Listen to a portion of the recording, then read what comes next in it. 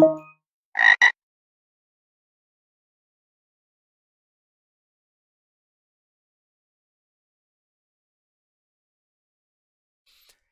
right, everybody, this is a guided walkthrough for the Uncle Frank Challenge, otherwise known as Zio Frank, over at the olicyber.it website as part of their Italian cybersecurity Olympics set of challenges.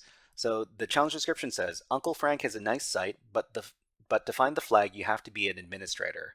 Okay, and they've got a website over here. Okay, so when we come to the web page, we've got a login page with the username and password.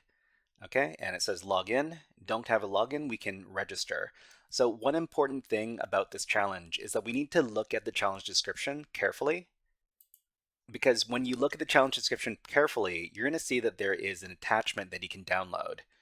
So when you do CTF challenges, make sure to examine the challenge description thoroughly to make sure that you're not missing anything. Because if there's something super important, like an attachment file that you need to take a look at, and you miss it, you'll never solve the challenge.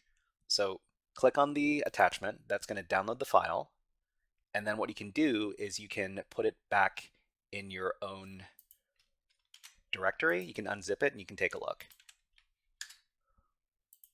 Okay, so what we're doing is we're going to move this GZ file that we downloaded over to our current directory. From here, we can unzip it. So this is a GZ file. GZ files are unzipped using the gunzip utility. So gunzip frank.tar.gz. And then after we've done that, there's another zip layer over here called frank.tar. So tar files are, what does the T stand for? So it's something archive. But anyways, it's an archive file. We can do tar xvf to unzip the file, or to, what is the word? Decompress it. Okay, after that's done, it's going to decompress these files. So gem file, main.rb, static. This is basically the website. This is the entire website. This is the entire website code. So all the files involved in the website. Okay, so we've got all the website files that are involved with the website. The one that we need to really pay attention to is this one right here, main.rb. So RB is a Ruby file, and Ruby is a programming language. And in this case, the Ruby programming language was used to create the web server. So if we take a look at the main.rb file over here, we've got a bunch of code that basically tells the application how to build the website. So we've got code for a flag that we eventually want to get, and we've got a bunch of information for MySQL. So MySQL is a database system. So there's the database variables over here that are defined. There is a user table that is created in SQL with these commands over here. And then there's a bunch of different functions. So different functions that are associated with different actions you can take on the web page. So in this case, so if the user sends a GET request to the landing page, then it starts up a session. It tries to start up a session with the username. Otherwise, it's going to redirect you to the login.html page. And the important thing that we need to do is we need to understand what these two interactions here do. So there's a post request to this endpoint /admin/init, and it's going to set up it's going to set up an admin user is what it does. So if we send a post request to this endpoint, it creates an admin with a random name, and then it sets up a random password, and then it inserts this admin user into the database table. Okay, and it also gives us the username of the administrator as well. So this is a really big no-no. You're not supposed to, well, I mean, the other thing we have to understand about this particular interaction is that You don't need to have a session to be able to do this, which means that you can do this unauthenticated. You can create admin users without being logged in. Okay, so the other thing that we need to understand is not only can we create the admin user, well, we can create the admin user. This by itself isn't a problem because the admin user, it doesn't return to us the password for the admin user. It creates a secure password. It doesn't tell us the password, but it does tell us what the admin's name is. So the other thing that we need to understand is we need to combine this function in the application with this other function in the application that registers users. Okay, so if we send a post request to the register endpoint, then we create a new user. So we basically, we set up a username and password, and then we insert that into the database. So the problem is that there are two problems. The first problem is that the admin creation function doesn't check whether or not you're authenticated to use it.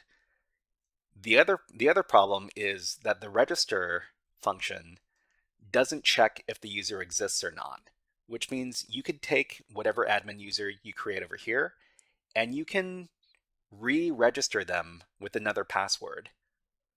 That means we would have access to an admin account with whatever password we want. Okay, so let's do a summary of this before we do the actual attack.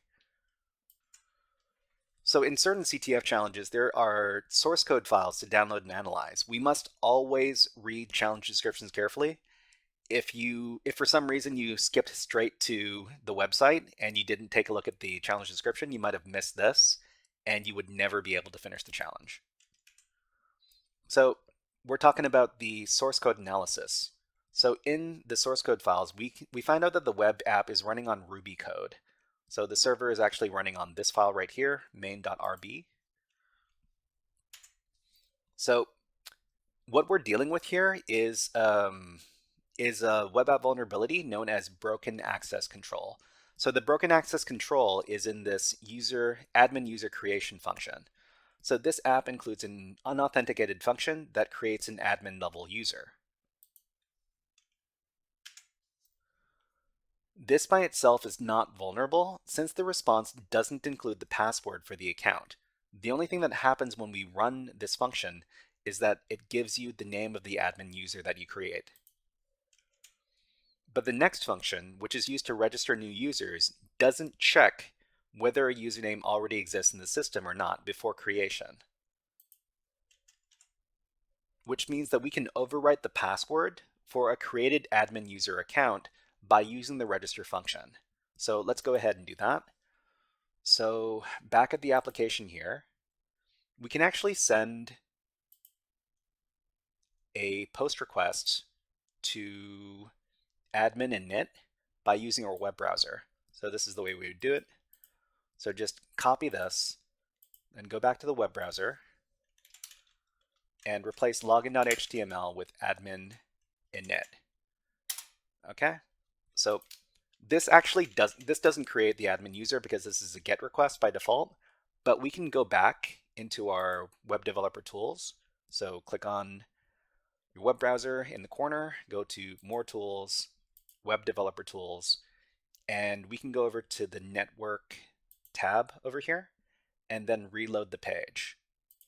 So when we reload the page, we can modify this GET request, click on it, right click, select Edit and Resend, and we can select the post request. So we can turn the GET request into a post request, click on Send, and in the response, we're going to see this JSON information that has the new user that we create. Okay, let me copy that.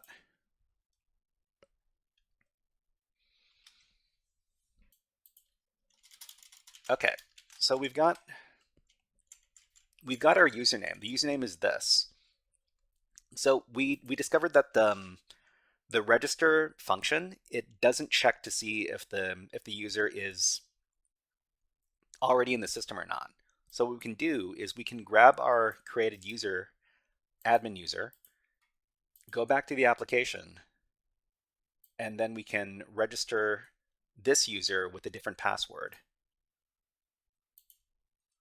Okay, so we will click on register here, and then we will paste in our admin user. We will use a very simple password, and we will register right here. Okay, so this redirects us here, but now we can log in as the admin user with the password. And we get the flag. So the flag is simpler than expected, but Ruby is cool. Yeah. So we can copy the flag and then go back to the challenge. So in the challenge, if we hadn't solved it before, there'll be a field where we can paste in the flag and submit it to complete the challenge. But we did it, so we've already done this challenge before, so we can't do that. All right, everybody. This was a guided walkthrough for the Uncle Frank Challenge, otherwise known as Zio Frank, from the olicyber.it website as part of their Italian Cybersecurity Olympics set of challenges. If you enjoyed this guided walkthrough, please click on the like and subscribe buttons on the video and leave a comment underneath the video. But until next time, HackerFrogs out.